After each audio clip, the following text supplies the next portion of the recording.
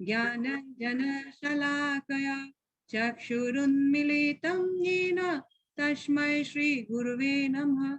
श्रीचैतन्यमनोभीष्टं स्थापितं येन भूतले स्वयं रूपं कदाम्यहं ददामि सदानिकं वन्दे अहं श्रीगुरु श्रीयुक्तपद्मकमलं श्रीगुरु वैष्णवां च श्रीरूपं साग्रजातं सहगण रघुनाथं नितं तं सजीवं सावधूतं सावधूतं परिजनसहितं श्रीकृष्ण चैतन्य देवं श्रीराधाकृष्ण पादानं सहगण ललिता श्री विशाखानिवां हे कृष्ण करुणा सिंधु दीनबंधु जगत्पते गोपेशा गोपिका कांत राधा कांत नमस्तुते तप्त कांचन गौरांगी राधे वृंदावनेश्वरी वृषभानुसुते देवी प्रणमामि हरिप्रिये नीलांचल निवासाय नित्याय परमात्मने बलभद्र सुभद्राव्यं जगन्नाथाय ते नमः। वंशाकल्पतरुभ्यश्च कृपा सिन्धुभयैव च पतितानां पावनेभ्यो वैष्णवेभ्यो नमो नमः। जय श्री कृष्ण चैतन्य प्रभु नित्यानंद श्री अद्वैत गदाधर शिवासादि गौर भक्त वृंद हरे कृष्णा कृष्ण कृष्णा हरे हरे हरे राम राम राम हरे हरे हरि ओम तत्सत।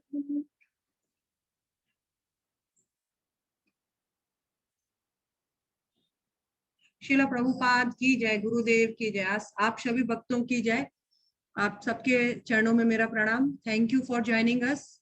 आज हमारा day 16 and shloka chapter number 16 है। चैप्टर नंबर 16 दैवी तथा आसुरी स्वभाव, यानी इस चैप्टर में हम देखेंगे the divine and demoniac nature.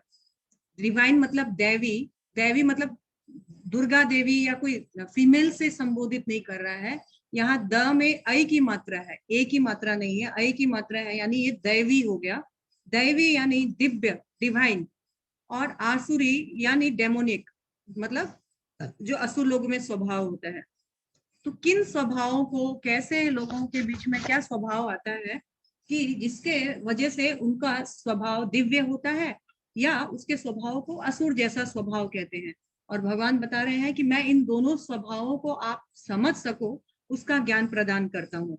ऐसा क्यों बता रहे हैं भगवान? क्योंकि भगवान ने इससे पहले बताया था कि ये जो जगत है, ये जगत एक बरगद के पेड़ के साथ भगवान ने तुलना की थी, और ये जगत आध्यात्मिक जगत का रिफ्लेक्शन है। इस जगत में भगवान ने बताया था जड़े जो हैं ऊंचे ऊपर की ओर है, टहनियां नीचे की ओर है। इस वृक्ष में दो प्रकार के फल लगते हैं, एक देवी गुण वाले और एक आसुरी गुण वाले। ये दैवी गुण वाले और आसुरी गुण वाले फल क्या है, ये यहाँ पर भगवान बता रहे हैं कि वो स्वभाव क्या है, मैं आपको बताता हूँ। और उस स्वभाव को क्यों बताना है, क्यों बताना ज्यादा जरूरी है, क्योंकि वो स्वभाव को यदि हम जानेंगे तो भगवान को क्या स्वभाव पसंद है, वो स्वभाव कैसे अर्जन किया जाए, उसकी जानकारी हम होगी। तो चैप्टर 16 इस तरह से स्टार्ट होता है, और इस दैवी तथा आसुरी स्वभाव वाला जो चैप्टर है, इसको हमने कीवर्ड डॉग के साथ किया गया, DOG डॉग, यानी जो कुत्ता होता है, dog.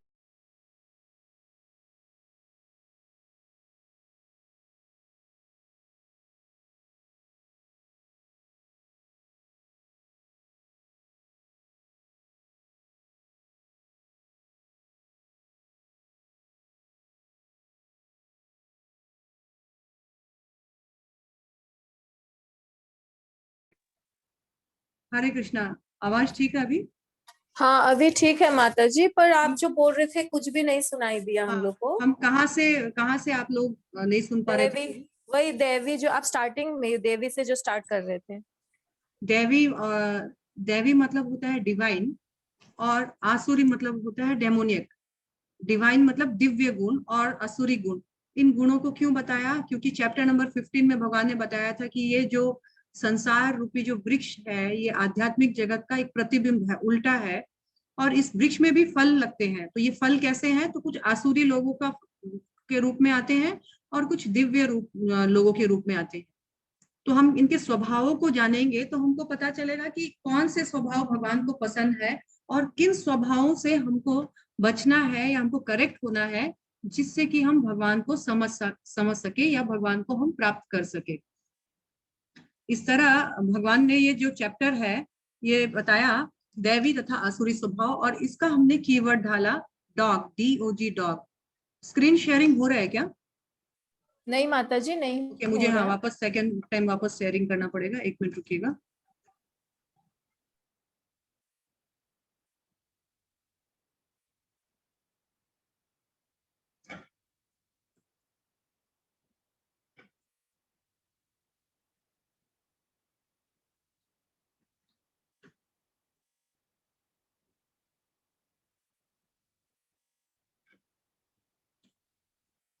Dog, DOG dog. D stands for divine and demoniac. जो दिव्य और आसुरी गुण होते हैं उनके है D से, और ये श्लोका नंबर 1 to 6 हम लोगों को मिलेगा। और O से है opinions and outlook of demons. जो हमारे जो असुरी प्रवृत्ति के जो लोग होते हैं उनका क्या विचारधारा होता है और उनका कैसा उनका वर्ताव होता है, उसके बारे में 7 से 20 नंबर श्लोका तक भगवान ने बताया है। एंड G है गेट टू हेल, नरक के द्वार। नरक के द्वारों के बारे में भगवान बता रहे हैं।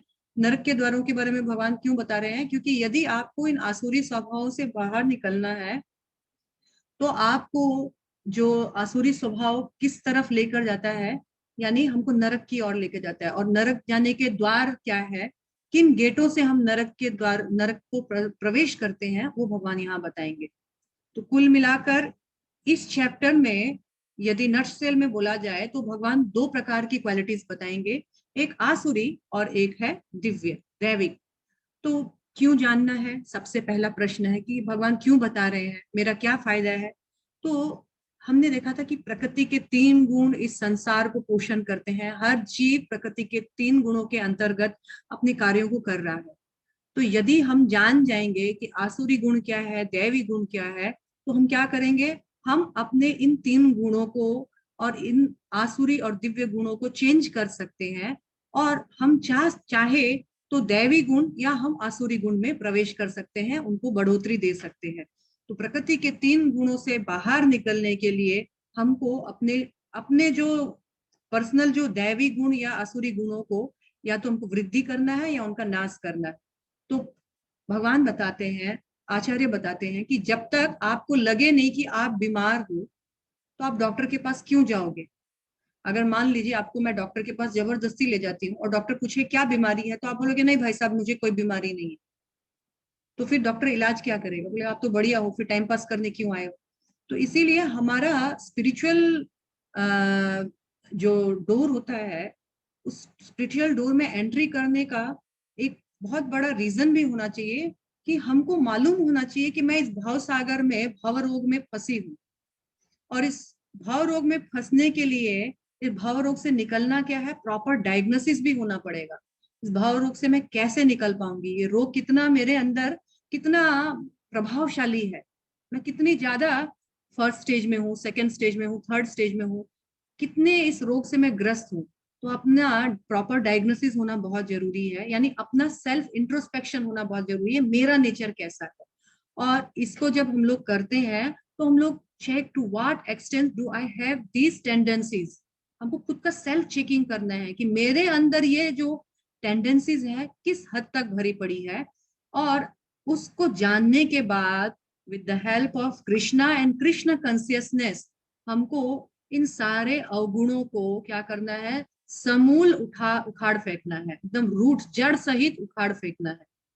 लेकिन जड़ सत उखाड़ फेंकने के लिए सबसे पहला जो प्रोसेस है या स्टेज है वो ये है कि मुझे पता तो चले कि मैं भवरोग में हूँ, और मेरे भवरोग में मेरी ये जो टेंडेंसीज है ये किस कगार तक है। तो भगवान बोल रहे हैं 26 गुण बता रहे हैं भगवान श्लोका नंबर 1, 2 and 3 में, कि इन 26 गुणों को मैं दैवी गुण बताता हूँ, और एक भक्त को इन 26 गुणों को कल्टीवेट करने का प्रयास करना चाहिए। तो ये 26 गुण क्या क्या है हम देखते हैं श्लोका नंबर 1, 2 and 3 से।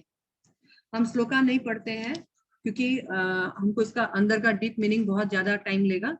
श्री भगवान ने कहा, हे भरतपुत्र, निर्भयता, आत्मशुद्धि, आध्यात्मिक ज्ञान का अनुशीलन, दान, आत्म संयम, यज्ञ परायणता, वेदा अध्ययन, तपस्या, सरलता, अहिंसा, सत्यता, क्रोधहीनता, त्याग, शांति, छिद्रान्वेषण में अरुचि, समस्त जीवों पर करुणा, लोभविहीनता, भद्रता, लज्जा, संकल्प, तेज, क्षमा, धैर्य, पवित्रता, ईर्ष्या तथा सम्मान की अभिलाषा से मुक्ति, ये सारे दिव्य गुण हैं जो देवी प्रकृति से संपन्न देव तुल्य पुरुषों में पाए जाते हैं, यानी मेरे भक्तों में पाए जाते हैं। भगवान ने कुल मिलाकर यहाँ पर 26 गुणों का लिस्ट बताया है। ये 26 गुणों में से कुछ कुछ यहाँ पर सन्यासियों के लिए है, स्पेशली कुछ गृहस्थों के लिए है, कुछ क्षत्रियों के लिए है, कुछ सबके लिए है। तो हम लोग एक एक गुण को थोड़ा थोड़ा संक्षेप में यहाँ पर देखते हैं। सबसे पहला भगवान ने बताया अभयम। मेरा भक्त जो है वो अभयम रहता है। अभयम मतलब वो कंप्लीटली फियरलेस रहता है, बिल्कुल उसको किसी भी प्रकार का भय नहीं होता है।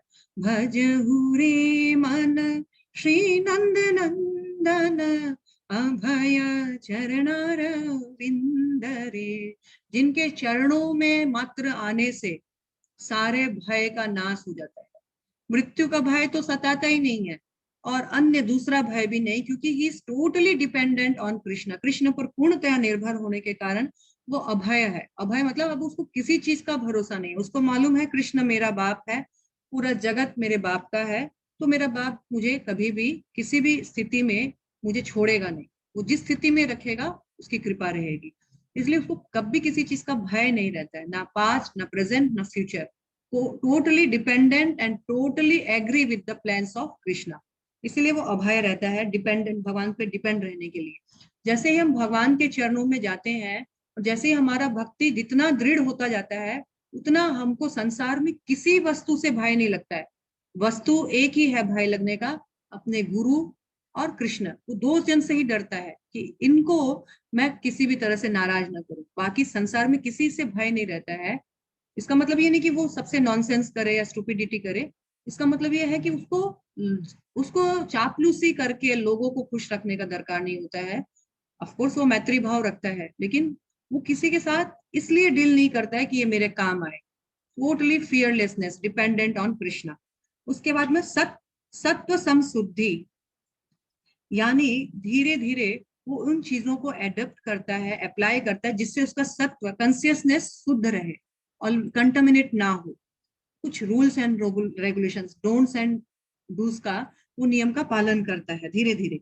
ज्ञान योग व्यवस्थिता, और धीरे धीरे ज्ञान की वृद्धि करता है बाय रीडिंग स्क्रिप्चर्स। दानम दमश्च यज्ञानम, तो कहा गया है मेरे जो भक्त है, स्पेशली ये तीन चीज गृहस्थों के लिए है। क्या बताया है? दान दमश्च यज्ञश्च। दान आप सब जानते हैं, चैरिटी, अपने कठोर श्रम का कुछ पोर्शन देना, वो है दान। और स्पेशली कठोर श्रम से हम जो कमाते हैं वो धन होता है, और उस धन से बहुत आसक्ति होती है, क्योंकि हमारा उसमें मन, बुद्धि, सतन सब कुछ इंक्लूड रहता है। जब हमारा वो कठोर श्रम हम जब किसी को देते हैं, तो हमारा अटैचमेंट उसमें साथ जाता है उस धन के माध्यम से। इस तरह से हम धीरे धीरे डिटैचमेंट प्रैक्टिस करते हैं। तो दान जो है गृहस्थों का, ये दान, यज्ञ, तपस्या 18वें अध्याय में भगवान बताएंगे कभी नहीं छोड़ना चाहिए गृहस्थों को। लेकिन दान किसको, कब और कैसे देना है, वो 18वें अध्याय में और अच्छे से भगवान बताएंगे। और उसके बाद है दमश्चर्य। जो हाउस होल्डर होते हैं, जो गृहस्थ होते हैं, उनको सेल्फ कंट्रोल होना चाहिए, उनको अपने सेंसेस को बस में करना आना चाहिए। स्पेशली मतलब अपने वाइफ या अपने हस्बैंड के अलावा दूसरे के साथ दुस्संग नहीं करना चाहिए। यज्ञ, और उनको कभी भी सैक्रिफाइस, यज्ञ यानी होता है भगवान के लिए, भगवान की तुष्टि के लिए कर्म कभी भी नहीं त्यागना चाहिए। गृहस्थों का काम है अपना जो भी है, यदि कोई बिजनेसमैन है, यदि कोई प्रोफेशनल है, यदि कोई हाउसवाइफ है, जैसा उसको ड्यूटी दिया है भगवान की प्रसन्नता, तुष्टि के लिए समस्त यज्ञ आदियों को, समस्त कर्तव्यों को भगवान की तुष्टि के लिए करना चाहिए। स्वाध्याय तपः आर्जवम, ये 3 गुण जो है ब्रह्मचारी के लिए भी बताए गए हैं। स्वाध्याय मतलब ब्रह्मचारी क्या करता है? Self study. सेल्फ स्टडी यानी वो शास्त्रों का अध्ययन करता है, तपस्या करता है, मन बुद्धि और वाणी का तपस्या करता है। आर्जवम यानी सिंप्लिसिटी, वो बहुत सिंपल होता है व्यवहार में और आचरण में, बातों में बहुत सरल होता है। ब्रह्मचारी को बहुत ज्यादा क्रूकेडनेस माइंड का नहीं होना चाहिए। और उसके बाद है अहिंसा। अहिंसा यानी नॉन वायलेंस।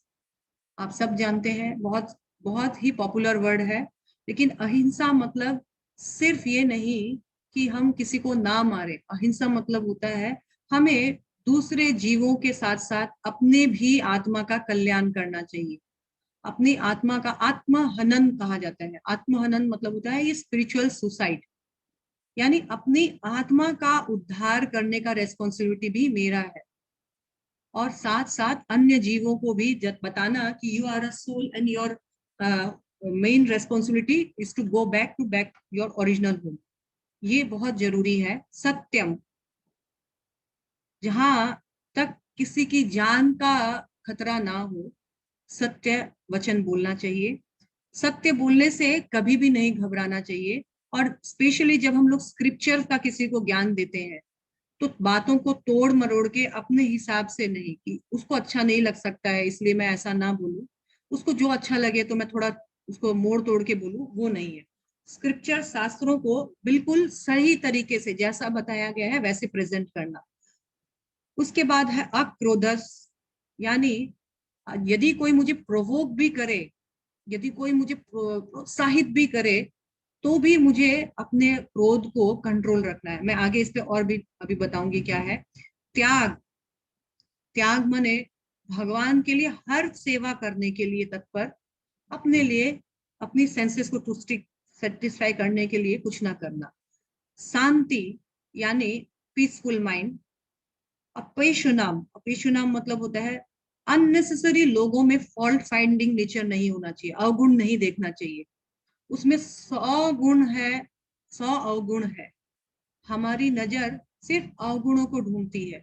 अरे कोई तो गुण भी होगा जिससे हम उसके अंदर गुण देखें और जिससे बाकी सारे अवगुण ढक जाए।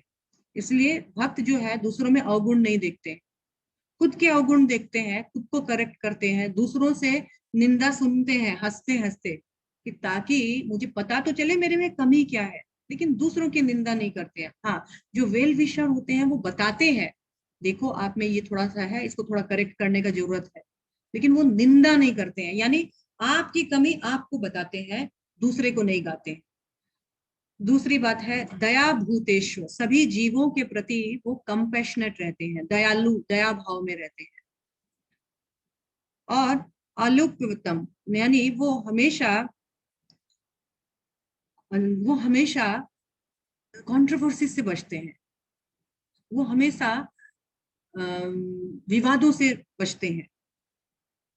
मार्दवम यानी वो बहुत सौम्य होते हैं, बहुत जेंटल होते हैं। ह्रीर यानी उनके जो मॉडेस्टी, उनका मॉरल वैल्यू बहुत हाई होता है। अचपलम मतलब वो बहुत डिटरमाइंड होते हैं, वो फ्लिकरिंग माइंड नहीं होते हैं, वो छटपट दिमाग के नहीं होते हैं। अभी ये सोचा फिर वो सोचा, एक बार ये डिसाइड किया फिर नहीं, नेक्स्ट मोमेंट उसको चेंज करके कुछ और किया। बहुत सोच समझ करके स्थिरता के साथ निर्णय में आते हैं और उस निर्णय का बिल्कुल अच्छे तरह से पालन करते हैं, बिना एजिटेट हुए बिना। तेज, तेज माने ये क्षत्रियों के लिए है। क्षत्रियों के अंदर क्या होना चाहिए? हमेशा तेज, मतलब पावर होना चाहिए। क्षमा, और वो छोटी मोटी गलतियों को क्षमा भी करे। सबको ऐसा नहीं है कि मृत्यु का दंड दे दिया, सब पे तलवार चला दिया। क्षमा भाव भी होना चाहिए। धृति, वो उनके अंदर मेंटली एंड फिजिकली दोनों स्ट्रेंथ होना चाहिए। शौचम, शौचम सबके लिए है। क्लीनलीनेस इंटरनली एंड एक्सटर्नली, आप लोगों को पहले भी बताया, इसलिए इस पे एक्सप्लेन और ज्यादा नहीं करेंगे। आद्रोह, आद्रोह मतलब होता है उसका किसी के साथ द्रोह, एनविनियसनेस नहीं रहता है। नीतिमानिता, ना तो किसी को अपमान करने का उसके अंदर इंटेंशन रहता है, ना ही किसी से बहुत मान का उसको आशा रहता है। यानी मुझे ना मिले कोई बात नहीं है, पर मैं किसी को मान देने से ना चूकूं, उसकी यही इंटेंशन हमेशा रहती है। और भवंती संपदम देवीम कहा जाता है, ये सब दैवी गुण है। मेरे भक्तों में ये गुण धीरे धीरे उनको कल्टीवेट करने का कैपेसिटी आना चाहिए। और इन सबको भगवान बोलते हैं कि ये दैवी गुण है, और आपको अपने वर्ण और आश्रम के अनुसार इन गुणों से सुशोभित होना चाहिए। ये आपका ज्वेलरी है, ये आपका आभूषण है। सबसे बड़ा आभूषण है सिंप्लिसिटी। सिंप्लिसिटी कैसा होता है? सिंप्लिसिटी सिर्फ ऐसा नहीं कि हम फटे पुराने कपड़े पहने, हम दिखाएं कि हम तो दीनहीन है, हम दिखाएं कि मैं कितना अच्छा, कितना भक्त हूं, लेकिन अंदर से कुछ और है। सिंप्लिसिटी मतलब नो डुप्लिसिटी। जो what you are inside that you are outside. इसलिए हमको सिंप्लिसिटी, और इतना सिंपल होना चाहिए, इतना सिंपल होना चाहिए कि हमको कभी भी कहीं भी कृष्ण के बारे में कुछ भी बोलने का या प्रेजेंट करने का अपॉर्चुनिटी मिले तो ये नहीं समझाना चाहिए, ये नहीं मन में आना चाहिए ये क्या सोचेगा, वो क्या बोलेगी, ये सही रहेगा क्या। नहीं, यार सो सिंपल दैट जब चांस मिले तब भगवान के बारे में एटलीस्ट कुछ नहीं तो हम लोगों को लाइफ में इतना तो एडप्ट करना सीखना चाहिए। हेलो, हाय, व्हाट्सएप में भी हम लोग हाय हेलो लिखते हैं। बेटर टू, जैसे हरे कृष्णा, सीता राधे, सीताराम, या जो भी जिसका जो इच्छा करे भगवान के नाम के साथ जिसका स्मरण हो एटलीस्ट, तो इतना सिंपल होना चाहिए कि उसको कभी भी कैसे भी किसी को भी भगवान के बारे में स्मरण करने में या कराने में हिचकिचाना नहीं चाहिए। 4th नंबर श्लोक अब आएगा हमारा। भगवान ने हमारे देवी संप्रदाय के बारे में बोल दिया। अभी भगवान आगे क्या बताएंगे, थोड़ा असुरों के बारे में बताएंगे, क्योंकि दोनों का जानकारी हमारे पास होना चाहिए कि आसुरी क्या है और देवी क्या है। अभी भगवान बोल रहे हैं, हे पितापुत्र, दंभ, दर्प, अभिमान, क्रोध, कठोरता तथा अज्ञान ये आसुरी स्वभाव वाले गुण है। आसुरों के गुण क्या है? ये 26 गुण तो मैंने देवताओं के या दिव्य गुण या मेरे भक्तों के गुण बताए हैं। अब मैं तुमको बताता हूँ आसुरी स्वभाव क्या है। क्या है? दंभ यानी प्राइड, झूठा दिखावा। दंभ भरना यानी झूठा, जो जितना है नहीं उससे ज्यादा। आपकी कैपेसिटी 2 रुपए की, आप दिखाओगे 200 का, ये है दंभ भरना, जरूरत से ज्यादा दिखाना। दर्प, दर्प मतलब होता है कि अपने संपत्ति, अपना कुल का, अपना एडुकेशन का अहंकार दिखाना, अपने गुणों के बारे में फूले ना समाना। अभिमान, अभिमान होता है यानी कि उसको किसी और से बहुत मान की आशा है, वो मेरा तारीफ करे, वो मेरा बड़ाई करे। तो ये किनके गुण है? मेरे कोई बड़ाई करे, मेरे बारे में अच्छा बोले और मेरे सामने बोले, ये अभिमान जो है उससे ज्यादा का दिखाना। घर में हम लोग फटा पुराना पहने लेकिन लोगों को एकदम दिखाना कि पता नहीं मैं कहाँ का रहीश हूँ। हमारे सर पे 100 रुपए का, 100,000 टाइप का कर्जा है, पर यहाँ दिखाना कि मैं कितना लेविश किंग लाइफ जीता हूँ। ये सब प्राइड के है। एरोगेंस मतलब अपने इस शरीर से अर्जन किया हुआ, जो इस शरीर के साथ खत्म हो जाएगा, नेक्स्ट जीवन में फिर से हमको अर्जन करना पड़ेगा, उस अर्जित विद्या पर इतना घमंड दिखाना, ये आसुरी प्रवृत्ति का एक निशानी है। और साथ साथ में कहा गया है, क्रोध, जो जरूरत से ज्यादा क्रोध करता है वो आसुरी प्रभाव का होता है। हरे और कृष्ण जी, हरे कृष्ण, आवाज ब्रेक हो रही है बहुत ज्यादा।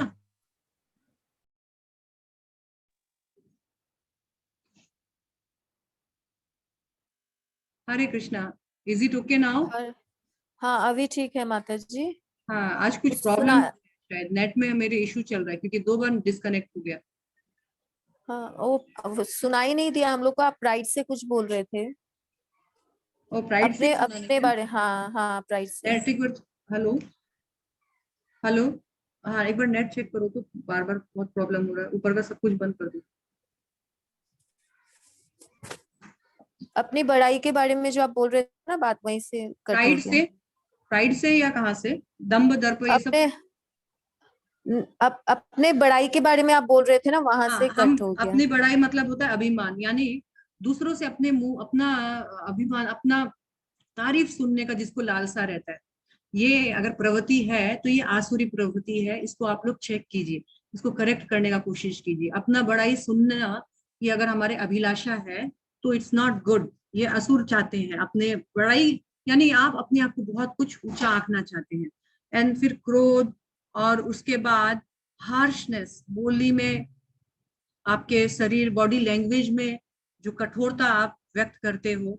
और अज्ञानता, अज्ञानता यानी पूर्ण रूप से ज्ञान नहीं, ना शास्त्रों का ज्ञान ना भगवान का ज्ञान, लेकिन सब जगह अगर मौका मिले तो आप भी वो ज्ञान झाड़ के आती हो। जब ऐसा होता है, अगर हमारे अंदर ऐसा स्वभाव है तो क्या है, ये आसुरी स्वभाव है। लोगों को मिसगाइड करते हैं हम, मिसबिहेव करते हैं और सोसाइटी में एक गलत एग्जाम्पल सेट करते हैं। इस आसुरी स्वभाव से हमको बचना है। और फिर आगे भगवान 5वें नंबर श्लोका में भी बता रहे हैं, दिव्य गुण मोक्ष के लिए अनुकूल है और आसुरी गुण बंधन के लिए। हे पांडुपुत्र, तुम चिंता मत करो क्योंकि तुम दैवी गुणों से युक्त हो। भगवान बता रहे हैं, अर्जुन मैं तुम्हारे लिए नहीं बोल रहा हूं, तुम तो दैवी गुण से संपन्न हो, लेकिन कुछ लोग ऐसे भी हैं जो दिव्य गुण से सुसज्जित है और कुछ है आसुरी गुण से सुसज्जित।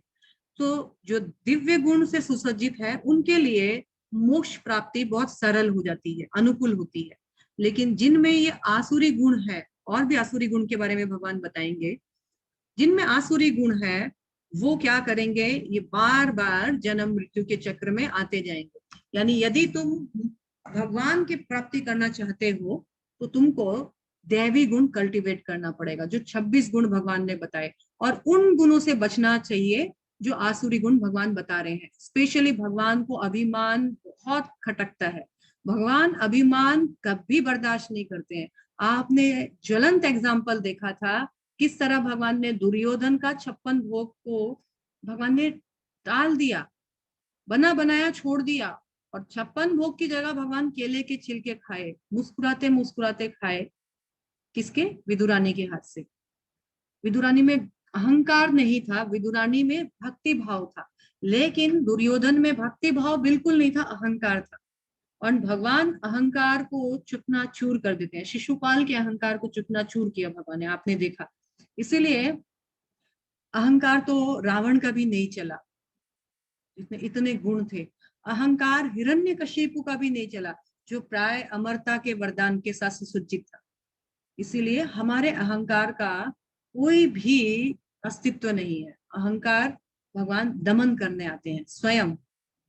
6 नंबर श्लोका जो है वो देखते हैं, क्या बता रहे हैं। हे पृथापुत्र, इस संसार में सुसज्जित प्राणी 2 प्रकार के हैं। या तो आपको दो जैसे प्रकार के लोग मिलेंगे, या तो दैवी गुण वाले या फिर आसुरी गुण वाले। मैंने पहले ही तुमको दैवी गुण 1 2 3 श्लोका नंबर 1 2 3 में 26 गुण जो बताए, भगवान बोलते हैं मैंने पहले ही तुमको दैवी गुणों के बारे में बता दिया, अब तुम आसुरी गुणों के बारे में और डिटेल से सुनो। क्योंकि आसुरी गुण का बारे में अभी तक हम लोग सिर्फ श्लोका नंबर 4 में पढ़े हैं, इतना ही नहीं है, आसुरी गुण और भी बहुत है। तो भगवान बोलते हैं सुनो और मैं अब तुमको बताता हूँ। तो उसको सुनने के लिए हम लोग अभी तक डी पार्ट जो डिवाइन एंड डेमोनिक के बारे में 1 to 6 श्लोका तक पढ़ चुके हैं। अभी सेकंड जो हमारा पार्ट है ओ से, वो है options and outlook of demons. जो डिमंस है, जो असुर है, उनका आचरण, व्यवहार, उनका विचार कैसा है, वो भगवान अभी बताने जा रहे हैं। उससे पहले थोड़ा सा हम एक रियल केस लाइफ जो है, रियल लाइफ केस स्टडी पढ़ते हैं, समझते हैं। क्या वास्तविक में ऐसा कोई केस स्टडी हमको मिलता है? शास्त्रों में अनेक है, परंतु हम एक बहुत कॉमन सा लेते हैं ताकि हम सब जान सके, हाँ ऐसा हुआ था। आप लोगों को 2 बहनों की कथा याद है, दिति अदिति। मैंने एक बार क्लास में भी ग्लिम्स दिया था आप लोगों को। जो दिति अदिति है वो दक्ष कन्या थी। दक्ष कौन? वो जो हमने देखा था ना, शिव जी के जो ससुर है, वही दक्ष की कन्या और कन्या थी दिति अदिति। ये दिति अदिति जो है कश्यप मुनि को ब्याही गई थी। कश्यप मुनि के साथ शादी हुई, दोनों बहनें थी। दोनों बहनें थी, आप लोग गौर कीजिए कि दोनों बहनें थी, दोनों एक ही माता पिता की पुत्रियां थी, माता पिता एक ही थे उनके। और माता पिता एक होने के कारण उनका लालन पालन भी एक ही तरीके से हुआ दोनों का, और एक ही तरह से लालन पालन हुआ। एक ही पति भी मिले बाद में, कश्यप मुनि। और एक ही घर में दोनों बहनें ससुराल में एक साथ, बहन बहन पहले भी थी, अभी भी बहन बहन जैसे रह रही हैं। और दोनों का लाइफस्टाइल एक ही था। उन लोग एक क्योंकि ऋषि मुनि की पत्नी थी, वैसे ही जंगल में रहना है, उस कुटिया में दोनों को अपने गुजारा करना है। पति की सेवा करना, ये लाइफस्टाइल था। मैं जो बता रही हूँ, मेरा कहने का मतलब है कि शुरू से बाद तक भी इन लोग का लाइफस्टाइल जो था, same father, same upbringing, same husband, same house, same lifestyle, सब कुछ सेम था, लेकिन दोनों के स्वभाव अलग अलग थे। दोनों के स्वभाव अलग अलग थे। जो दीति थी, हरे कृष्णा, एम आई ऑडिबल माता जी? हाँ माता जी, थोड़ा सा अभी लास्ट 2 लाइन कट गया। हाँ बीच में हाथों हाथ टोक दीजिएगा, ठीक है, नहीं तो ओके मैं ओके बोलती रह ठीक है। जाऊंगी। जो ओके दीति थी, वो देवता, दीति जो थी वो दानवों की माता थी, और अदिति जो थी वो देवताओं की माता थी। तो इनका, अदिति जो है देवता की माँ कैसे बनी, और दिति वो असुरों की माँ कैसे बनी, दैत्यों की माँ कैसे बनी? एक मन में प्रश्न उठ सकता है, जबकि पति तो दोनों के एक ही थे, कश्यप मुनि थे, एक ही घर से, एक ही माँ के गर्भ से उत्पन्न हुई थी। लेकिन दिति और अदिति के स्वभाव के कारण उनका उनका जो लाइफस्टाइल और लाइफ का जो अल्टीमेट एंडिंग तक जो रिजल्ट था वो एकदम चेंज था। क्योंकि अदिति बहुत पेशेंस था उनमें, बहुत पेशेंस था, बहुत ड्यूटीफुल थी, सेल्फलेस थी, और उनका वो शास्त्रों को बहुत, धर्म को बहुत मानती थी, पालन करती थी, और साथ साथ में वो अपने, उनके पति को बहुत रेस्पेक्ट करती थी कि मेरे पति जो है धर्म का पालन करते हैं, और क्योंकि ये धर्म के बारे में जो जानते हैं मुझे भी बताएंगे, और इनके कहे के अनुसार मैं भी चलूंगी। इस तरह वो हमेशा धर्म के आचरण में रहती। लेकिन जो दीति थी, उनकी जो दूसरी बहन, वो उतनी ही इम्पेशंस थी। ये जितनी ही धैर्यवान थी वो इतनी ही अधीर थी। ये जितनी ही सेल्फलेस थी ये उतनी ही ईर्ष्याखोर थी, ये अपनी बहन बहन से जलती थी। ये उतनी ही कामुक थी, इनके बहुत डिजायर्स थे, और शास्त्रों को ये एज इट इज नहीं मानती थी। जो पार्ट इनको अच्छा लगता था वो ग्रहण करती थी, और शास्त्रों को वो अपने प्रॉफिट के लिए यूज करती थी। जहां अच्छा लिखा है वो एक्सेप्ट कर लो, जहां बहुत कठोर तपस्या है उसको वो नेग्लेक्ट करती थी, धर्म को वो डिसरिगार्ड करती थी। एज अ रिजल्ट क्या हुआ, जब अदिति का गर्भ धारण हुआ, अदिति के पेट से देवता निकले, और दीति क्योंकि शास्त्रों को ठीक से फॉलो नहीं करती थी, इन्होंने अपने पति को जोर जबरदस्ती कहा कि आप मेरे साथ संध्या बेला, जो मतलब शाम का बेला होता है, जब सुबह शाम, दोपहर और शाम जो है मिलते हैं, उस बेला में आप मुझे कंसीव करने का कैपेसिटी दीजिए। आप मेरे साथ आइए और मैं बच्चा जनना चाहती हूँ, मुझे कैपेबल बनाइए, मुझे गर्भवती कीजिए। तो उनको कश्यप मुनि ने बहुत समझाया, this is not the proper time, क्योंकि संध्या बेला में शिव जी जो है अपने जो गण है, यक्ष रक्ष गण है, उनके साथ घूमते हैं, और जो अधर्मिक कार्य करते हैं उनको अटैक करते हैं शिव जी। लेकिन ये मानी नहीं, क्योंकि शास्त्रों पर इतना फेथ नहीं था, शास्त्रों को इतना फॉलो अप नहीं करती थी, पति की बात नहीं मानती थी। इन्होंने अपने पति को बोला मुझे तो अभी ही गर्भवती होना, और फिर काश्यप मुनि करते नहीं तो कहाँ जाते, तो उन्होंने बोला कि ठीक है, मैं आपका ये इच्छा भी पूरा करूंगा। और इस तरह वो गर्भवती हुई, और क्योंकि गलत समय में गलत तरीके से गर्भ धारण किया गया, इसलिए इनके अंदर जो असुर है, वो जो जय विजय, जिनको बाद मतलब वैकुंठ से श्राप के रूप में यहाँ पर धरती पे आना था, इन्होंने इनके गर्भ में प्रवेश किया, और असुर जो प्रणाली है यहाँ से स्टार्ट हुई। दोनों का रिजल्ट देखिए, नेचर की वजह से रिजल्ट, आउटकम भी इनका अलग हुआ। तो जब बच्चे हुए इनके, तो ये जो अदिति है, इसके बच्चे हमेशा अदिति के बच्चों को तंग करते थे, क्योंकि अदिति के बच्चे माँ के जैसे ही बहुत पायस थे। माँ के जैसे पायस होने के कारण इनको इनको ऊंचा लोक मिला, स्वर्ग लोक का इनको आधिपत्य मिला। लेकिन ये शुरू से ही डेमन थे ना, तो ये दे डोंट डिजर्व, अदिति के बच्चे डिजर्व नहीं करते थे, इसलिए उनको अधोलोक, निचली लोक को राज्य करने के लिए मिला। तो इनको हमेशा एनवियसनेस रहता कि मेरे भाइयों को इतना अच्छा मिल गया, और हम लोग तो, मेरे एक ही पिता है, लेकिन हम लोगों के साथ अत्याचार हुआ है। तो ये जब जब समय मिलता तो ये स्वर्ग पर अटैक करने जाते, और सोचते हैं कि ये तो मेरा हक का समान था, ये भोग कर रहे हैं, ये हमको मिलना चाहिए। इस तरह बहुत सताते। जो दैत्य है वो असुर जो है, असुरों को बहुत सताते थे। तो कई बार इनके अदिति को बहुत दुख होता है कि मेरे बच्चों को बार बार स्वर्ग से निकाला जाता है और ये दुष्ट जो है बार बार मेरे बच्चों को सताते हैं। तो इन्होंने कश्यप मुनि से कहा, अपने स्वभाव का देखिए, स्वभाव के कारण कहा कि मेरे बच्चों को थोड़ा और पावरफुल मैं कैसे बना सकती हूँ, मुझे कुछ उपाय बताइए नाथ। तो उन्होंने उनको पयोव्रत व्रत बताया और उससे कोई हानि नहीं था। वो अपने बच्चों के लिए सिर्फ स्ट्रेंथ चाहती थी, असुरों के लिए कुछ बुरा नहीं चाहती थी। लेकिन दिति हमेशा रिवेंज चाहती थी कि मेरे जो असुर पुत्र हैं इनको हमेशा पावर मिले और इनका पावर मैं कैसे बढ़ाऊं और इंद्र का मैं कैसे वध करवाऊं, इंद्र को कैसे मैं पोजीशन से हटाऊं। तो इन्होंने अपने पति से पूछा। तो लोभ के कारण इसके पति क्या करते, जैसी लोभी है वैसा ही बताना पड़ेगा। तो ये बोलते तो तुम पुंसवन व्रत करो, लेकिन अगर ये कठिनाई से नियम नहीं करोगी तो उल्टा रिजल्ट आएगा, इंद्र का वध की जगह इंद्र का हेल्पर मिल जाएगा। और फिर इन द लॉन्ग रन क्या हुआ, दिति जो है वो वामन देव की माँ भी बनी और अदिति जो है वो सिर्फ मरुतों की माँ बन के रह गई और वो कुछ नहीं मिला, कुछ हासिल नहीं हुआ। मतलब लॉन्ग रन में भी वो लूजर थी। तो सिर्फ क्या डिफरेंस था, कोई डिफरेंस नहीं था, स्वभाव का डिफरेंस था। कहने का मतलब है स्वभाव आदमी के लाइफस्टाइल में till her and, till the result of her life तक प्रभावित करता है उसको। इसीलिए हमको अपने प्रभाव, असुरी स्वभाव या दैवी गुण, इस पर बहुत ज्यादा देख रेख की दरकार है। यहाँ इनको पता ही नहीं चला, इनके स्वभावों के कारण वास्ट डिफरेंस आ गया इनके लाइफस्टाइल में बाद में। तो कहा जाता है कि ये बहुत एक प्रैक्टिकल एग्जांपल है, मैं इसको छोटा करती हूँ। बहुत प्रैक्टिकल सा एग्जांपल है। क्या एग्जांपल है, व्हेन वी स्क्वीज मैंगो, जब हम लोग आम को निचोड़ते हैं तो आम का जूस निकलेगा उससे अंदर से। जब हम नींबू को निचोड़ते हैं तो नींबू का रस निकलेगा, बट ऑब्वियस है ना। उसी तरह जब हमारे पास क्राइसिस का सिचुएशन आता है, जब हमारे साथ कुछ विघ्न घटता है या हमारे साथ कुछ दुर्घटना या आकस्मिक कोई घटना घटती है, उस समय हमारे अंदर से क्या निकलता है वही एक्चुअली हम है।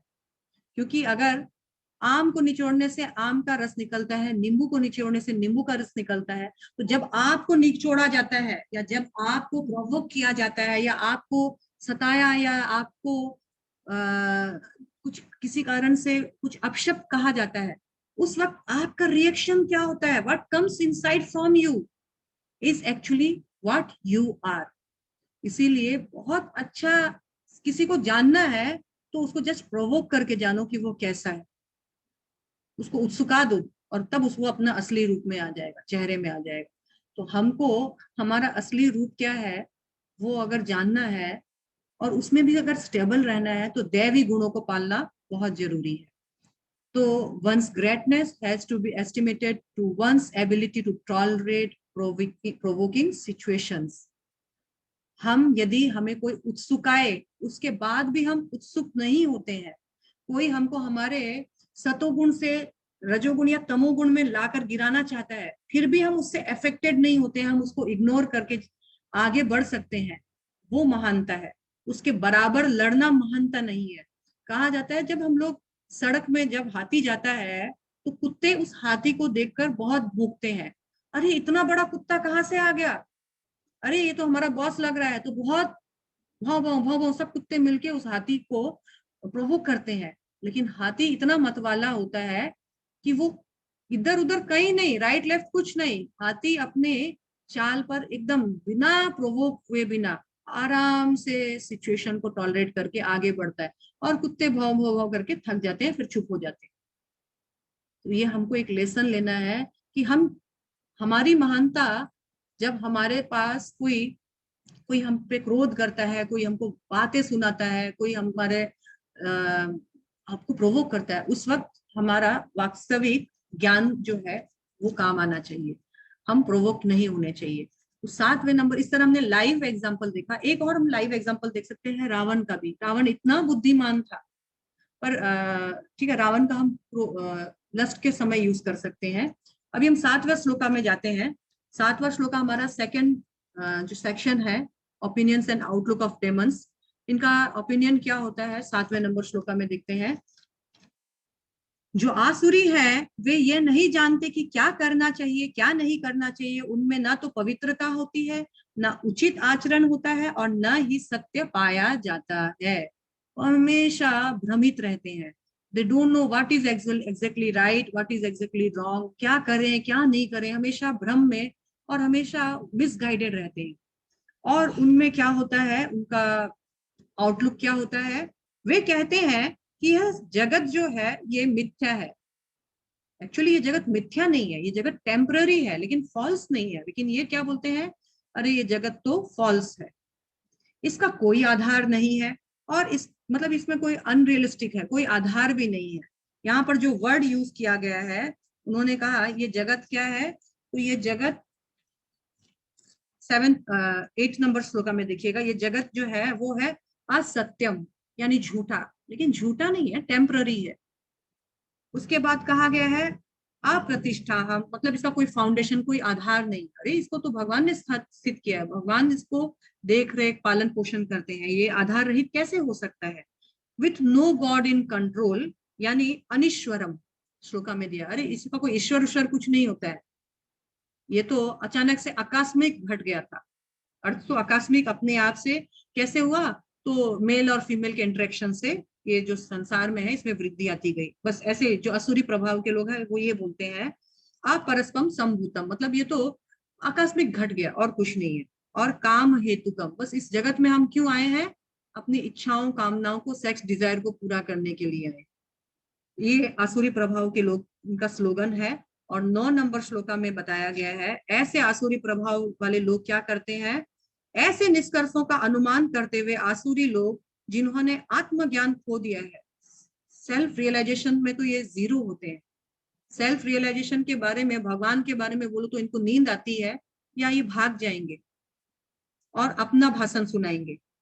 जो बुद्धिहीन है ऐसे अनुपयोगी तथा भयावह में प्रवृत्त होते हैं जो संसार का विनाश करते हैं।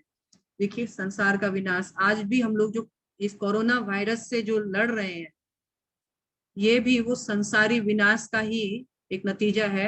उन्होंने इतना वर्कआउट कर दिया कि उस वर्कआउट का रिजल्ट क्या हुआ, इस हॉरिबल वर्क का था टू डिस्ट्रॉय द वर्ल्ड। ये आसुरी स्वभाव है, हम तो मरेंगे सनम तुमको भी ले डूबेंगे, वैसा वाला स्वभाव है। और 10वां नंबर जो है, कभी ना संतुष्ट होने वाले काम का आश्रय लेकर ऑलवेज लस्टी डिजायर रहता है, कभी नहीं भरता है, उनका लस्ट कभी भी पूर्ण नहीं होता है। तथा गर्व के मंद एवं मिथ्या प्रतिष्ठा में डूबे हुए ऐसे आसुरी लोग इस तरह मोहग्रस्त होते हैं कि सदैव क्षण भंगुर सेंस ग्रेटिफिकेशन के लिए, थोड़ा सा इंद्रिय सुख के लिए अपवित्र कर्म करने का व्रत लेते हैं। वो अपवित्र व्रत काम करने का ठानते रहते हैं। थोड़ा सा माइन्यूट जो सुख है, क्षणिक सुख, उसके बाद उस सुख से दुखी दुख मिलता है। तो ऐसा जो अपवित्र कर्म है उसमें वो अपना मैक्सिमम, जीवन का मैक्सिमम समय उसी में लगाते हैं, चाहे फिजिकली, चाहे इंटेलेक्चुअली, चाहे मेंटली, चाहे ऑरली, चाहे जैसे भी हो। 11वां और 12वां नंबर श्लोका है, उनका विश्वास है कि ऐसा क्यों करते हैं वो, तो उनका विश्वास है कि सेंस ग्रेटिफिकेशन से का ही एक्चुअली ये मनुष्य जीवन मिला ही है मौज मस्ती के लिए। लाइफ न मिलेगी दोबारा, जी ले जी भर के, ये सब स्लोगन यूज करते हैं आसुरी श्लोक वाले कि पाप पुण्य कुछ नहीं होता है। लेकिन किसने देखा है, कौन जानता है आत्मा होती है कि नहीं होती है, कौन जानता है। तुमने देखा है स्वर्ग, तुमने देखा है नर, जियो, जरूरत है तो उधार लेकर घी पियो, लेकिन घी पियो और उधार चुकाने की चिंता मत करो। बड़े बड़े आप लोग देखते हैं कितने फ्रॉड हो रहे हैं, स्कैंडल्स हो रहे हैं, ये आसुरी प्रभाव का है, क्योंकि इनको शुरू से हमारे स्क्रिप्चर्स का ज्ञान नहीं है। क्योंकि ज्ञान नहीं है इसीलिए फेथ नहीं है, फेथ नहीं है इसीलिए ये इनको अप्लाई नहीं करते अपने पर्सनल एप्लीकेशन में। इस प्रकार मरण काल तक उनको अपार चिंता होती रहती है। वे लाखों इच्छाओं के जाल में बंद कर तथा काम तथा क्रोध में लीन होकर इंद्र तृप्ति के लिए अवैध ढंग से धन संग्रह करते हैं। अवैध ढंग से धन संग्रह करते हैं अवैध कार्यों की पूर्ति के लिए। उससे कुछ बढ़िया काम नहीं करते हैं, क्योंकि गलत तरीके से धन कमाया हुआ है, गलत तरीके में ही यूज होता है, और उनका जो कठोर श्रम है बस सिर्फ सेंस ग्रेटिफिकेशन में ही खत्म हो जाता है, इंद्र तृप्ति मौज मस्ती में ही खत्म हो जाता है। 13वां और 14वां श्लोका और 15 श्लोका एक साथ है। आसुरी व्यक्ति सोचता है आज मेरे पास इतना धन है और अपनी योजना से मैं और अधिक धन कमाऊंगा, कैसे 2 का 4 करूं, उसका लाइफ का यही गोल होता है। इस समय मेरे पास इतना धन है किंतु भविष्य में यह धन बढ़कर और अधिक हो जाएगा। फिर उसके मन में एक और विचार रहता है, वह मेरा शत्रु है, मैंने उसे मार दिया या अन्य शत्रु भी मार दिए जाएंगे मेरे द्वारा। मैं सभी वस्तुओं का स्वामी हूँ, भोगता हूँ, मैं सिद्ध हूँ, शक्तिमान हूँ, सुखी हूँ। ये उसका मिथ्या अहंकार रहता है। I am all in all. ये जो आसुरी स्वभाव के जो लोग होते हैं, ये सोचते हैं I am controller, I am enjoyer, I am perfect. मैं सॉरी हिंदी में बोलती हूँ, मैं कंट्रोल करता हूँ सब कुछ, मैं नियंत्रण करने वाला हूँ, मैं भोगने वाला हूँ, मैं परफेक्ट हूँ, मैं एकदम पूरा पूर्ण हूँ, मुझ में कोई गलती नहीं है। अपनी गलतियां नहीं देखते हैं, दूसरे की गलतियां दिखाते हैं खाली। मैं बहुत शक्तिशाली भी हूँ, मैं जो भी चीज है ना अभी सब मेरी होनी चाहिए। जो अच्छी कार है मेरी अच्छी होनी चाहिए, जो अच्छी लड़की है मेरी होनी चाहिए, जो अच्छा घर है मेरा होना चाहिए, जो भी अच्छी चीजें मेरे लिए बनी है। माय एनिमीज, मेरे जो शत्रु है वो मेरे द्वारा पराजित हो जाएंगे, मैं सबको जीत लूंगा। ये असुरी स्वभाव का नेचर होता है। और वो सोचता है मैं सबसे धनी व्यक्ति हूँ, मेरे आसपास मेरे कुलीन संबंधी ये सब, इन सब का भरण पोषण मैं कर सकता हूँ, मेरे समान कोई दूसरा नहीं है। मैं बड़ा धनी, बड़ा कुटुंब वाला हूँ, मैं बहुत बड़े घर से बिलोंग करता हूँ, मेरे समान कोई दूसरा नहीं है। मैं बहुत यज्ञ करूंगा, दान करूंगा, मौज मस्ती करूंगा, और इस प्रकार से मैं मौज मस्ती करके अपने जीवन को आनंदमय बनाऊंगा। और इस तरह से ये जो अज्ञानी व्यक्ति है वो हमेशा मोहग्रस्त रहते हैं। मैं और मेरा अहम भाव, इसी भाव में वो जीवन बिताकर मर जाते हैं, ये सोचते हुए कि मेरे कुटुंबी, मेरे घर वाले, मेरे धन ये मेरे को बचाएंगे। अंत समय में कुछ काम नहीं आता है। 16वां नंबर श्लोका में बताया है, इस प्रकार अनेक चिंताओं से उद्विग्न होकर तथा मोह जाल में बंद कर वे इंद्रिय भोग से आध्यात्मिक आसक्त हो जाते हैं, और इस कारण क्या होते हैं, वो नरक में जाते हैं। जीते जी भी इतना टेंशन मोल लेते हैं, खुद का खाने का समय नहीं है, और खाने के लिए अब तो शरीर भी नहीं बचा, सूखी रोटियां खानी होती है, डॉक्टर ने एक डाइट फिक्स कर दिया, आप कुछ अच्छा नहीं खा सकते, सिर्फ आपको सूखा घास भूसा खाना है। जीते जी इतना लाइफ को एंटेंगल कर लिया कि एंजाइटीज भर, लाइफ एकदम परप्लेक्स्ड हो गई, उलझन से भर गई।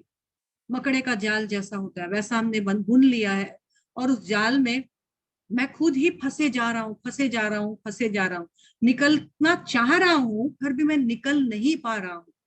और फिर उस मकड़े का क्या हालत होता है, उसने अपनी ही लार से वो जाल बुना।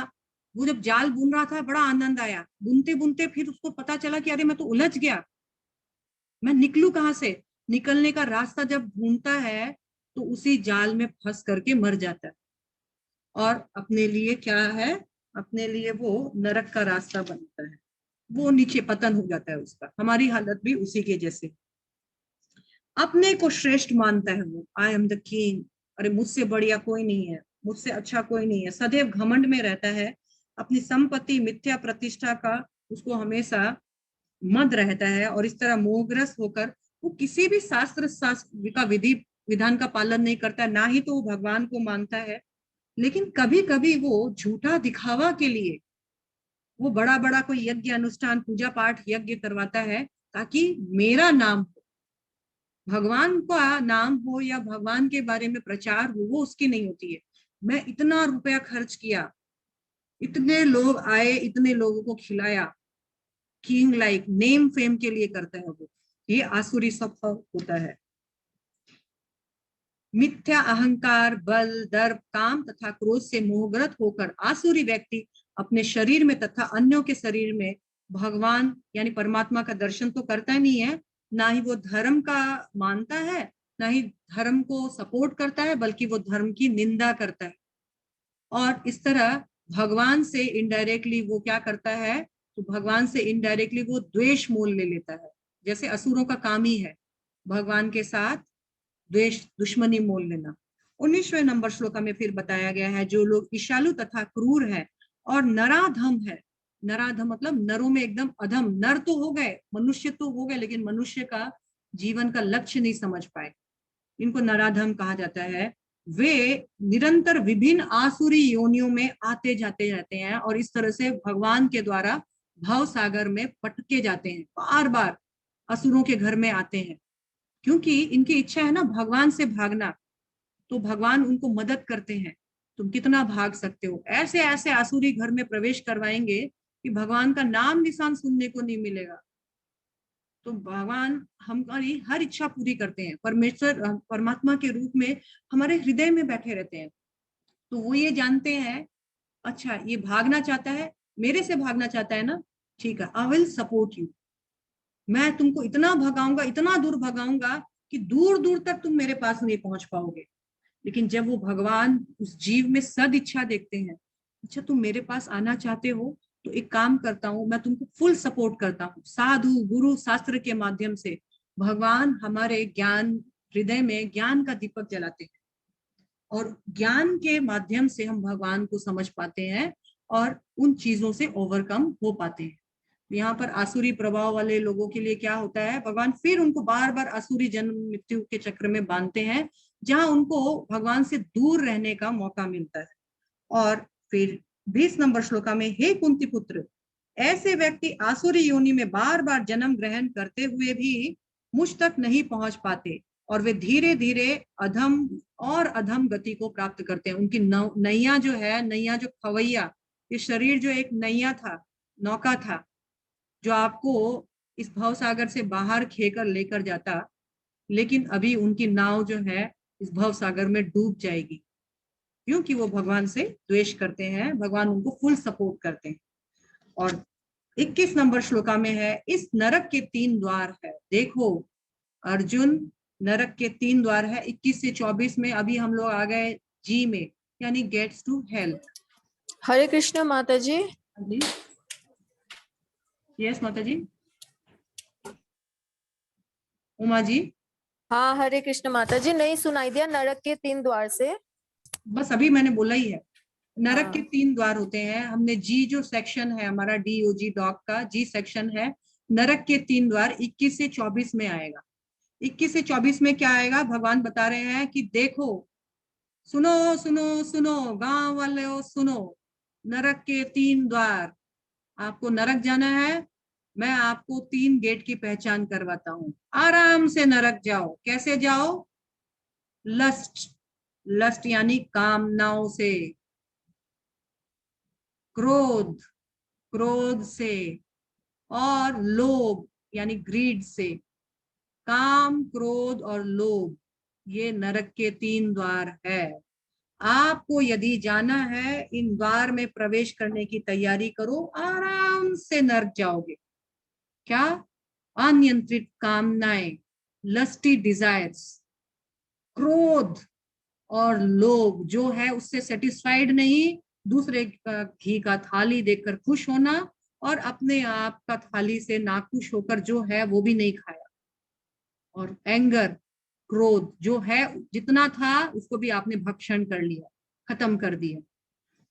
तो इस तरह काम, क्रोध, लोभ, ये हमारे नरक के 3 द्वार है। ये व्यक्ति जो है, ये नरक के 3 द्वार है, किसी में भी प्रवेश कर सकता है और ये नरक के अंदर प्रवेश हो जाता है। काम, क्रोध, लोभ। हमको किससे बचना है, काम, अनकंट्रोल्ड डिजायर्स,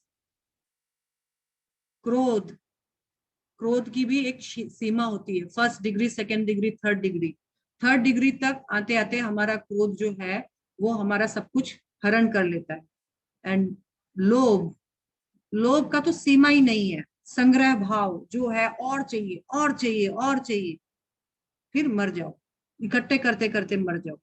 भगवान फिर 22वें नंबर श्लोका में बता रहे हैं, हे कुंती पुत्र, जो व्यक्ति इन तीनों नरकों के द्वार, जो हमने अभी बताया, इन तीनों नरकों के द्वार से बच पाता है, वह आत्म साक्षात्कार के लिए कल्याणकारी कार्य करता है। वो अपने लिए सीढ़ी तैयार करता है भगवान के चरण कमलों तक पहुंचने के लिए, और इस प्रकार क्रमशः परम गति को प्राप्त करता है।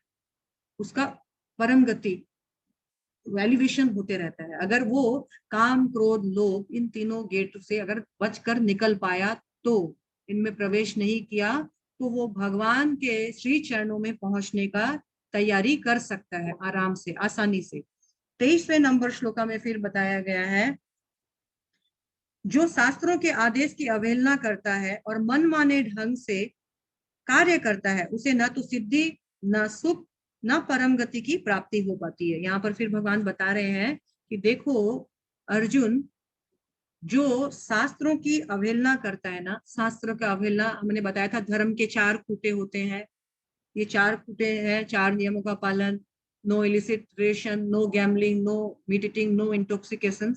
ये 4 खूंटे जो है, जो इन शास्त्रों के इंजक्शंस का पालन ठीक से नहीं करता है और अपने मन माने तरीके से अपने जीवन को व्यतीत करता है, तो भगवान बोल रहे हैं कि वो कभी भी एलिवेशन को नहीं, उसका अपग्रेडेशन नहीं हो पाएगा, वो डिग्रेडेशन को इनवाइट करेगा।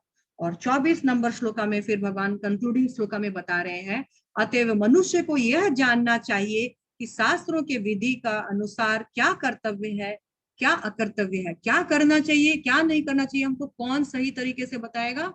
तो हमारे स्क्रिप्चर्स बताएंगे। मनुष्य को जानना चाहिए कि स्क्रिप्चर्स में क्या हम लोगों को बताया गया है, क्या बताया गया है कि क्या करना है, what is to be done and what is to be avoided. ये चीज हमको जानना चाहिए शास्त्र से, गुरु से, साधु से।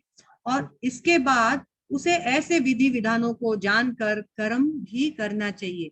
जो बताया गया है ना, जो उसको इंजंक्शंस दिया गया है, उनको अपने जीवन में अप्लाई करना चाहिए। जो शास्त्रों में इंजंक्शंस नहीं है, उनको अपने जीवन में धीरे धीरे, यदि हम कर रहे हैं तो धीरे धीरे प्रयास करके उनको हमारे जीवन से अलविदा, उनको बाय बाय कर देना चाहिए, जिससे वह क्रमश मतलब होता है ग्रेजुअली, धीरे धीरे, स्टेप बाय स्टेप अपने आप को एलिवेट कर सके। नथिंग इज इम्पॉसिबल, आपको प्रयास करना है। ग्रेजुअल एलिवेशन से हम अपने आप को एलिवेट कर सकते हैं, यानी हम अपने आप को भगवान के धाम तक पहुंचा सकते हैं। और स्पिरिचुअल लाइफ जो है वो यूनिवर्सल है, सबके लिए है, येट इट इज पर्सनल। आप करें नहीं करें, आपकी अपनी चॉइस है। सबके लिए एक ही है इंजंक्शन, जो है विधि विधान का पालन एक ही है, चाहे वो अमीर हो, गरीब हो, छोटा हो, बड़ा हो, राजा हो, रंग हो, कोई भी हो, सबके लिए एक ही है। लेकिन आप करें नहीं करें ये पर्सनल चॉइस है, आप कैसे करें ये आपकी पर्सनल चॉइस है। एवरीवन हैज अ चॉइस, सबके पास एक चॉइस है। तो चॉइस क्या है? Act for self. आप अपनी आत्मा के लिए कुछ करें तो उसके लिए क्या करना होगा? आपको स्क्रिप्चर्स, शास्त्रों को थोड़ा सा अध्ययन करना है, शास्त्रों को फॉलो अप करना है। और जो 3 काम, क्रोध और लोभ, जो 3 नरक के द्वार है, उनसे बचकर आध्यात्मिक जीवन को प्राप्त करना है। लेकिन जो अपने आत्मा के लिए कार्य नहीं करके जो अपने सेंसेस के लिए कार्य करता है, वो धीरे धीरे शास्त्रों के विधि विधान को जानते हुए भी उसको रिजेक्ट करता है। क्यों? क्योंकि उसके जीवा खाए बिना नहीं मानेगी, उसका सेंसेस किए बिना नहीं मानेगा। तो वो क्या करता है? धीरे धीरे शास्त्रों को सुनना और उसको समझना और उसको रिजेक्ट करना स्टार्ट कर देता है। और इसके बाद वो क्या करता है? वो मन मांगने तरीके से, whimsically, जो उसको पसंद है ना, जो उसकी सेंसेस को पसंद है, जो उसको करके अच्छा लगता है, वो ये करेगा। और इस तरह से एक मिजरेबल, एक बहुत दुख भरे जीवन, जो कि इस जीवन को और आने वाले जीवन को भी कर्मों से बांधेगा, और इस तरह से अपने आप को डिग्रेडेशन में वो ढाल देता है। उसका उन्नति नहीं, अवनति हो जाता है। तो इसीलिए लास्ट में एक इंस्ट्रक्शन है, draw your own Lakshman rekha. अपना लक्ष्मण रेखा खुद खींचिए, खुद तय कीजिए। And draw your own boundaries. आपका जो बाउंड्रीज है, लिमिटेशंस है, प्रिंसिपल्स है, वो खुद आंकिए। And never cross that Lakshman rekha, never cross that boundary. कभी भी उस लक्ष्मण रेखा या अपनी वो जो बाउंड्री है उसको कभी भी पार नहीं करने का कोशिश करना चाहिए। इसलिए हमारे हाथ में है, चॉइसेस इज आवर्स। हमको अपनी लक्ष्मण रेखा, अपनी सीमा, क्या एक हमारा सबका एक एक बाउंड्री होना चाहिए, प्रिंसिपल्स होना चाहिए, उसका लिमिटेशंस होना चाहिए, उससे अति कुछ नहीं होना चाहिए हमारे जीवन में। जब अति होता है वहीं से पतन स्टार्ट हो जाता है। तो हमारे जीवन में लक्ष्मण रेखा होनी चाहिए, इन द सेंस हमारे जीवन में कुछ शास्त्रों का इंजंक्शन से कुछ पॉलिसीज एंड प्रिंसिपल्स होना चाहिए। वो पॉलिसीज एंड प्रिंसिपल्स क्यों होना चाहिए? ताकि हम जान पाए कि भगवान क्या चाहते हैं हमसे, भगवान का इंस्ट्रक्शंस क्या है।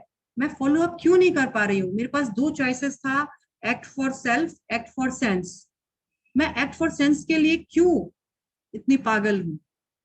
क्यों सब कुछ जानते हुए भी रिजेक्ट कर रही हूँ? And I am acting whimsically। और मैं क्यों whimsically एक्ट करके अपने लिए नरक का द्वार बना रही हूँ? क्योंकि मेरे साथ कोई नहीं जाने का है। जो यहाँ पर अभी मौज मस्ती करने वाले हैं मेरे साथ, वो कोई मेरे साथ नहीं जाएंगे। अंत समय कोई काम न आए, तो कोई नहीं जाएंगे। यहाँ तो सब मुझे प्रोवोक करके बोलते हैं, कर ले थोड़ा, कुछ नहीं होता है, ऐसे ही बोलती रहती है माता जी क्लास में। लेकिन बाद में कोई नहीं जाता है। फिर नहीं जाता है तो मैं सबके लिए मैं डिग्रेडेशन की ओर क्यों जा रही हूँ? इसलिए draw your own Lakshman rekha, own boundary, so that आप अपनी सीमा तय कर सको। उस सीमा के अंदर रहकर सब कुछ करो, सीमा से बाहर जाकर कुछ ना करो। Thank you so much. This is chapter number 16 और कल 17, परसों 18 है। फिलहाल किसी का कोई डाउट है तो आप लोग पूछ सकते हैं। उमा जी आप अनम्यूट कीजिए, जिनका भी, रेखा जी का हैंड रेज हुआ है। हरे कृष्णा माता जी। जी हरे कृष्णा माता जी। माता जी मुझे ये पूछना था कि जैसे अपने बॉडी के अंदर तो बहुत सारे ऑर्गेनिजम्स हैं। एक मिनट, हरे कृष्णा। हम्म। क्वेश्चन आंसर से पहले संगीता माता जी कुछ बोलना चाहती है। एक बार सबको प्लीज म्यूट हो जाइए। हाँ, सबको 1 मिनट के लिए म्यूट हो जाइए आप लोग। जी हरे कृष्णा। मैं सभी, आज हमारी प्रिय निशा माता जी और प्रभु की आज एनिवर्सरी है। मैं सबसे प्रार्थना करती हूँ प्लीज सभी इनको आशीर्वाद दें और इनको बहुत बहुत बधाई दें। रुक्मिणी कृष्ण से प्रार्थना करें कि इनकी जोड़ी हमेशा ऐसी बनी रहे और खूब इसका आशीर्वाद। सबको एक साथ प्लीज इनको विश, सबको एक साथ हम लोग विश करें इनको। हैप्पी हैप्पी एनिवर्सरी माता जी। एनिवर्सरी माता जी। माता जी हैप्पी एनिवर्सरी माता जी। हैप्पी एनिवर्सरी माता जी। प्रणाम माता जी। प्रणाम माता जी। हैप्पी एनिवर्सरी माता जी। हैप्पी एनिवर्सरी माता। हैप्पी एनिवर्सरी माता जी। हैप्पी एनिवर्सरी माता जी। हैप्पी एनिवर्सरी आवाज नहीं आ रही है। हैप्पी एनिवर्सरी माता जी। आपके जीवन में बहुत खुशी आए माता जी। Happy anniversary. हरे कृष्णा, हरे कृष्णा माता जी। हैप्पी एनिवर्सरी माता जी और प्रभु प्लीज जी। म्यूट हो जाइए आप लोग। एक बार प्लीज म्यूट हो जाइए सब माता कोई। जी और प्रभु जी। Thank you so much. अभी हम प्रश्न उत्तर लेते हैं। हरे कृष्णा माता जी। Happy anniversary. Thank you thank you thank you. प्रश्न उत्तर माता जी। हाँ, हरे कृष्णा माता जी। हरे कृष्णा। हाँ, माता जी मैं ये पूछ रही थी कि ना अपने बॉडी में तो बहुत सारे ऑर्गेनिजम्स होते हैं पूरे शरीर में, तो सब तो मतलब लिविंग है। इसका मतलब ये हुआ कि हमारे अंदर बहुत सारी सोल्स है, क्योंकि हर ऑर्गेनिज्म में तो सोल है। Yes, this is a very intelligent question, very intelligent. In fact, I would say ये बहुत intelligent consciousness है। आपने इतना सोचा, this is a very high conscious. Of course, आपने जो बोला, हमारे शरीर में असंख्य आत्माएं परमात्माएं हैं। हमारा जो हम लोग बोलते हैं ना इन्फेक्शन, यूरिन इन्फेक्शन, स्टूल है, जो स्टूल है उसमें भी बहुत सारे कीड़े मकोड़े हैं। हमारे ब्लड में बहुत सारे कीड़े मकोड़े हैं। किसी के सर पे अगर जुएं होती है, सपोज कीजिए, वो क्या है? तो जुएं भी तो एक लिविंग एंटिटी है ना।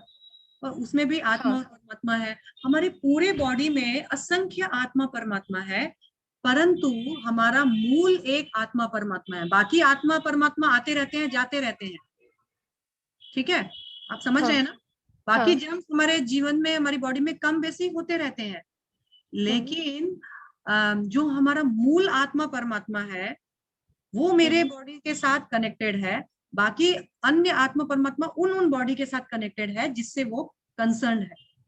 तो मेरे मूल आत्मा परमात्मा जब मेरे साथ रहते हैं तो तब तक मैं जीवित हूँ, और मेरा कंसर्न वहां तक ही है। ओके, हरे कृष्ण माता जी, thank you. Next question, thank you.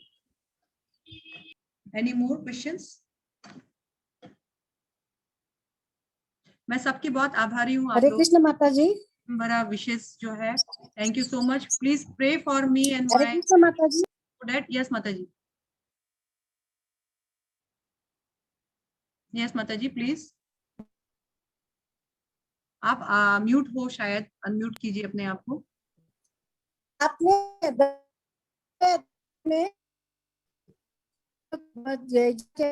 Number श्लोक। आपकी वॉइस ब्रेक हो गई माता जी। आपकी आवाज कट हरे कृष्ण रही है माता जी।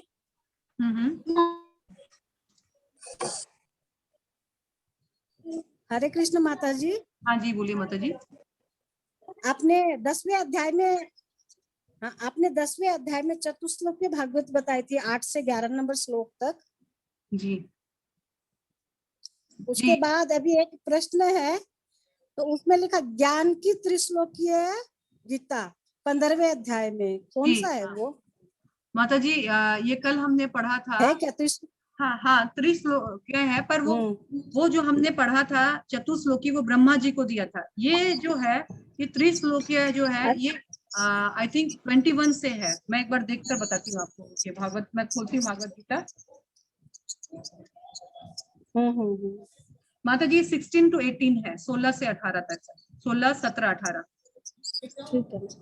ठीक है।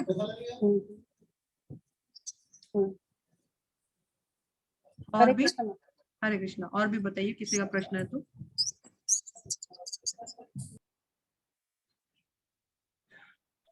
जी माता जी, अपने एनिवर्सरी के लिए सब जन एक बार 3 बार ना हरे कृष्णा महामंत्र करेंगे आपके एनिवर्सरी के लिए, तब जाके एनिवर्सरी सही में, सही मायने में आपका विश मतलब पूरा होगा। पर उससे पहले तो सब जन 3 बार। पहले माता जी मेरा प्रश्न है माता जी। माता जी 15वें अध्याय में आपने बोला था कि, एक मिनट माता जी, 15वें अध्याय में, अच्छा कल वाले। हाँ बोलिए। हाँ, कल वाला।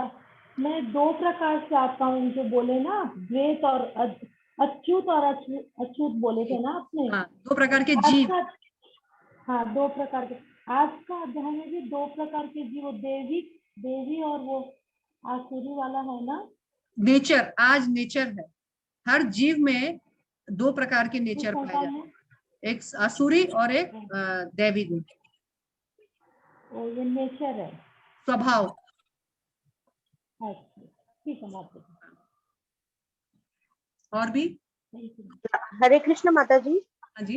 हरे कृष्णा माता जी, हरे बधाई हो। हरे कृष्ण माता जी। हाँ जी।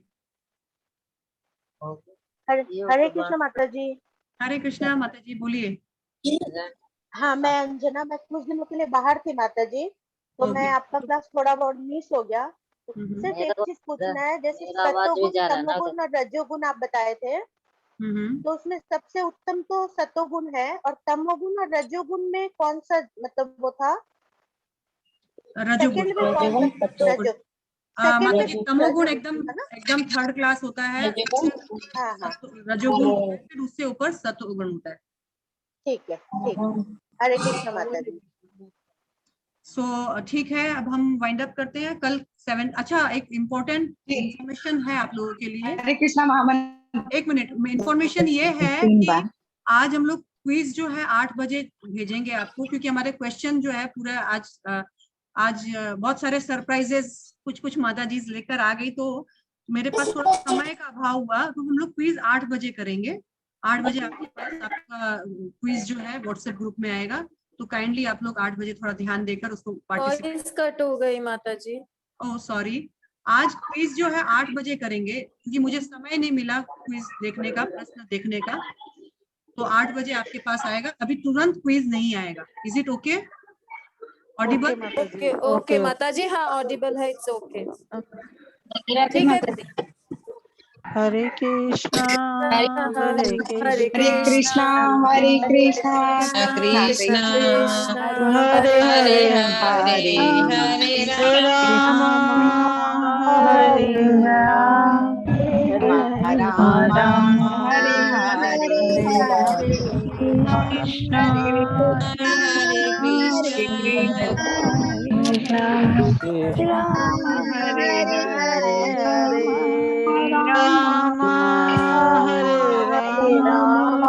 हरे राम हरे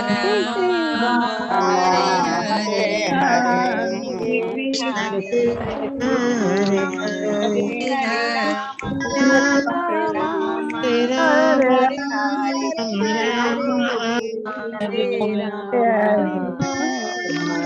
राम हरे हरे माता जी। आप अनम्यूट हो जाइए आप माता जी, आप अनम्यूट होइए, आप अनम्यूट होइए माता बच्चे जी। की आवाज आ रही है, कौन है वो बच्चा? हरे कृष्णा माता जी। इज दैट कुशल? कुशल है ये बच्चा? नहीं कुशल नहीं है। अच्छा कुशल नहीं है, कौन है वो बच्चा? मिलना चाहती हूँ। कुशल नहीं है, पार्टी में हूँ। गुवाहाटी गया क्या कुशल? ठीक है। अच्छा, आई डोंट नो कौन है वो बच्चे को स्पेशल थैंक यू। इतनी छोटी सी मधुर आवाज में वो कृष्ण महामंत्र गा रहे हैं। Thank you so much dear. जल्दी आना। कल हम आपकी आवाज नहीं आ रही, आप पॉज हो गए माता जी। पॉज तो नहीं। बोल माता जी। हाँ हाँ हाँ, अभी ठीक है, अभी ठीक है। Thank you so much, thank you for your love. Okay, फिर कल मिलते हैं। हरे कृष्णा। बच्चा हरे कृष्णा हरे कृष्णा। हरे कृष्णा माता जी।